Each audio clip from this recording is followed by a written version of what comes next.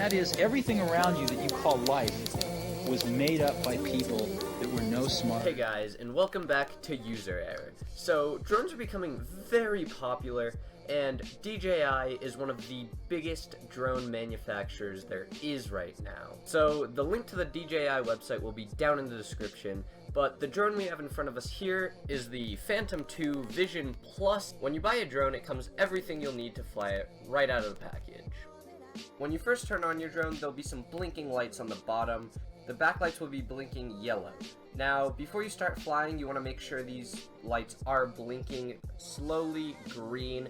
Now, there are a lot of other light sequences that you're going to want to know, but slow blinking green means that it's connected to the satellites and you're ready to fly. So before you start flying, you're going to want to make sure your propellers are screwed in the right way, and yes, this does matter. If you don't screw in your propellers the right way, they will unscrew mid-flight and fly off, and your drone will most likely just come crashing to the ground, so you want to make sure you have this right. As you can see here, where your propellers screw on, there will either be a little indent or there won't be an indent, and now your propellers will have either black caps on them or white caps. So the black caps go on the screws with the indent, and the white caps go on the screws without the indent. And you can just spin them on and you're good to go.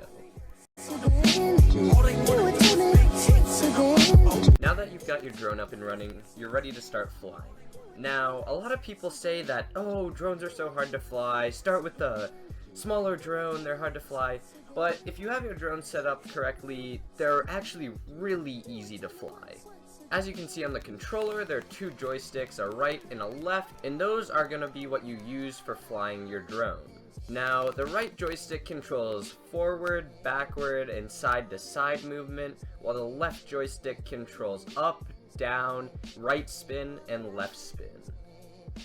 To start your drone, you're going to take both joysticks and push them down towards the middle and hold them there, and this will start your propellers. After your propellers are spinning, you're going to push the left joystick all the way up, which will bring your drone up to the air.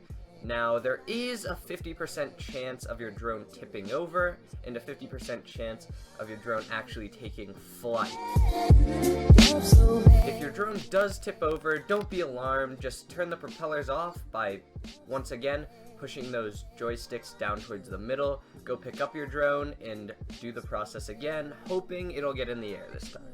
If you are on flat ground, however, your drone is more likely to take off. The ground that we were standing on was slightly slanted, which did make it tip over, but if you're on flat ground, you should be okay. Now that your drone is in the air, there are a bunch of other cool features that you can set up so you don't lose your drone in the wind or the battery dying or any of that stuff.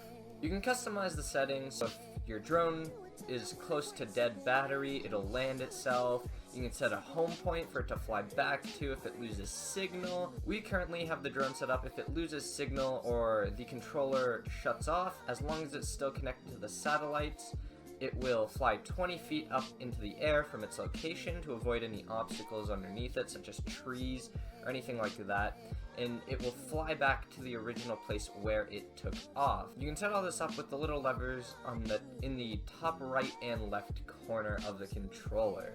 Another thing that you should probably add when buying a drone is a little guard on the bottom that just connects to the legs of your drone, and this is to protect the camera. As you can see here, we have one on our drone that protects the camera, even though we do not currently have the camera attached to the drone.